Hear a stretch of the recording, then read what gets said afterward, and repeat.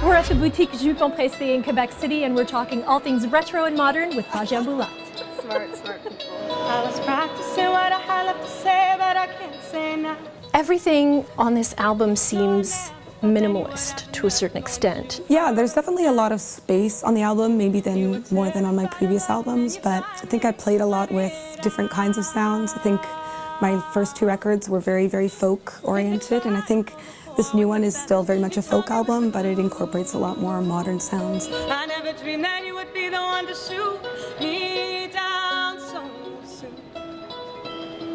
Oh no, no, no, it can't be you. Why were you compelled to do that for this one? I think it was almost a natural progression in a way. I think I needed to push myself a little bit. I think I wanted to see what might be possible. I wanted to play a lot more of the instruments on the album, so I play a lot more than I did in the previous records. And I think the themes of the album are really focused around these two worlds of light and shadow. And I think sort of merging the acoustic with more electric or electronic kind of helped to deliver that kind of world into being. Can we say vintage and contemporary? Kind of a mix of the two. Yeah, of course. A little bit. Yeah. There's some analog tape recording, the old school way of recording. Do you hear that? It's true. You like that? Yeah, I do. Definitely some of the songs are recorded with an entire band all at once, live off the floor and live vocal takes. Old ways of recording an album. Yeah, and then there's a lot of maybe some studio magic happening as well. But I know. Check it out. It's beautiful. It is. It just needs to light up. It can't be. Made with real unicorn juice. Oh my goodness. Lovely, isn't it?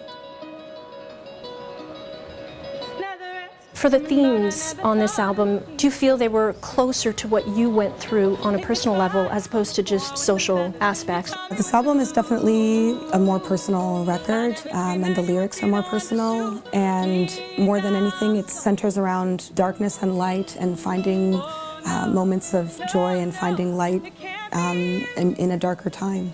When do you write? How do you create? There's a couple different ways. Everybody writes songs differently, but for me, sometimes I'm able to sit down and write something and work through an idea, and sometimes it's a melody or a lyric that's kind of chasing me down and won't let me go until I kind of get it down on paper or onto the tape or to the computer.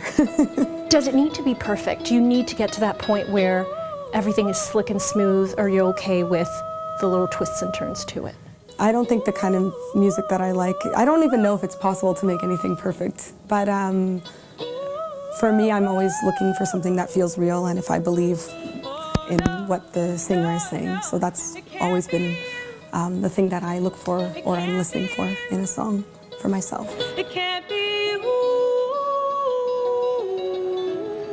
The album is called Tall, Tall Shadow. For more, visit SiriusXM.ca.